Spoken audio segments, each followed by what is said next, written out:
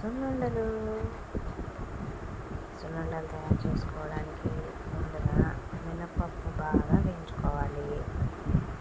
ఆ వేయించుకున్న మినపప్పులో కొద్దిగా బియ్యం వేసుకుంటే మనకు నోటికి అంటుకోకుండా ఉంటాయి అన్నమాట. అవి కూడా బాగా వేగాక స్టవ్ కట్టేసుకోవాలి. ఆ తర్వాత అవి చల్లారాక కొంచెం అవి టేస్ట్ చేయాలి. అందులో పచ్చివాసన ఉందో లేదో తెలుస్తుంది. మా అమ్మ చేత చూడండి, అలాగా టేస్ట్ చేసుకున్న తర్వాత మిక్సీ జార్ వేసుకొని మిక్సీ పట్టుకోవాలి.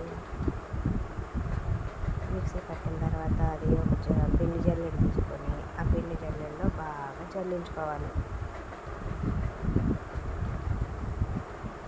చూసారా ఎలా జల్లిస్తుందో మా మమ్మీ, అలా జల్లించుకోవాలి. అలా జల్లించుకున్న తర్వాత బాగా అందులో రవ్వ పిండికి పిండి వేరైపోతుంది. రవ్వ ఉన్న మిగిలిన తర్వాత అందులోకి తగినంత బెల్లం తురుముకున్నా పర్వాలేదు, మీ ఇష్టం, మీకు నచ్చినట్టు వేసుకోండి. బెల్లం మీ రుచికి సరిపడా అలా బెల్లాన్ని చితకొట్టిన బెల్లాన్ని పిండిలో కలుపుకొని, ఇంకా ముక్కలు ఏమన్నా మిగులుతాయి కాబట్టి మన పిండిలో బాగా బెల్లం కలిస్తేనే దాని రుచి. అందుకని మళ్ళీ ఆ బెల్లాన్ని కలిపిన పిండిని మీరు మిక్సీ జార్లో వేసుకుంటే బాగా కలుస్తుంది అన్నమాట పిండికి బెల్లానికి.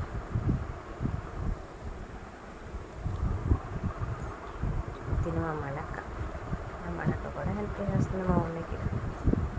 అండ్ సున్నుండలు చేయడంలో మా అమ్మ తర్వాతే పిండి అంతా అయిపోయాక అందులో నెయ్యి మనకి ఎంత కావాలంటే అంత ఉండొచ్చేలా బాగా నెయ్యి వేసుకొని దాన్ని చక్కగా, చూసారా నెయ్యి, స్వచ్ఛమైన నెయ్యి చక్కగా గుండ్రంగా మా అమ్మ చేస్తుంది చూసారా, అలా ఒత్తి చేసుకుంటే గట్టిగా ఓడిపోకుండా చక్కగా